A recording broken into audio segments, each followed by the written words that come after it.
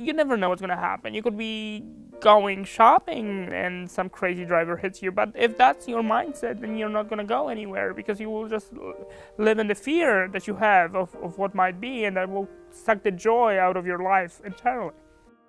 We all let fear and insecurity hold us back, preventing us from reaching the success we are destined for.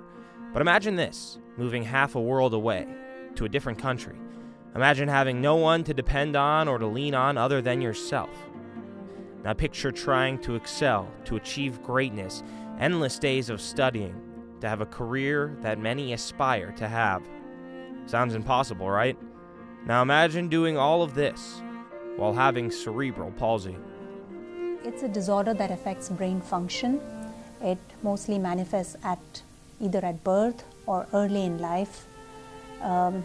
It creates problems with movement, motor control, postural control.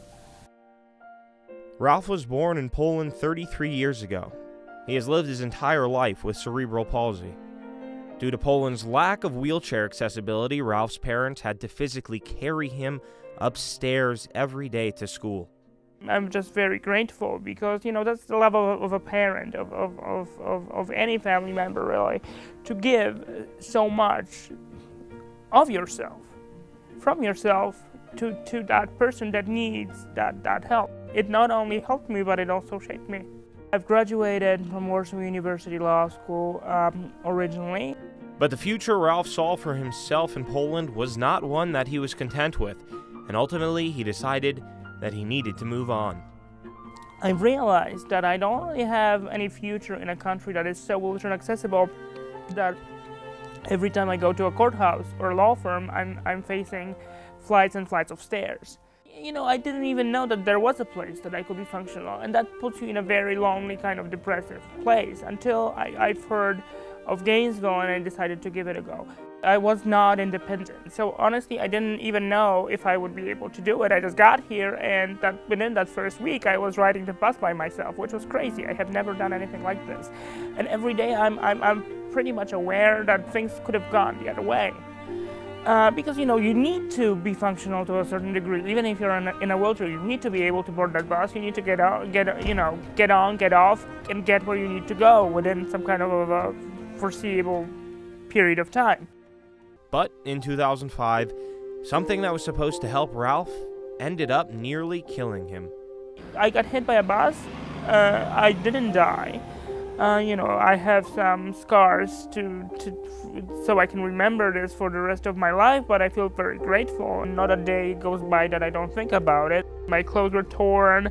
I've got some scratches. I had road rash all over my arms. I still have some of the marks on my back because I was under the bus physically. But then, it really taught me a lot about life, and it made me more humble. Since the incident, Ralph has been pursuing ways to raise awareness for wheelchair accessibility. I was actually approached by a consulting firm a couple of weeks ago, and they were thinking about going to private businesses, having the businesses hire them to do an inspection to see how compliant they are.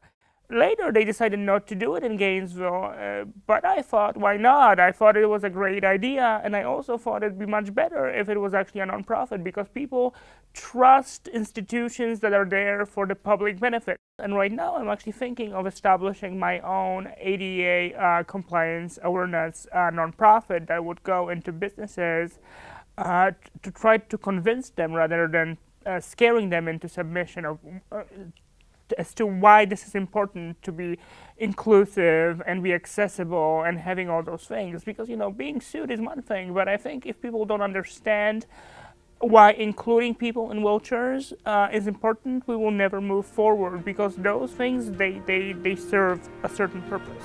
I want to benefit this community where I live. I want to benefit people like me, and I want to make those matters known. And, but first and foremost, I really want to make people care about this. And, if you can care about me, you can care about my cause. And I feel very grateful and very humbled by everything that happens to me. I mean, that's the only way you can be in life.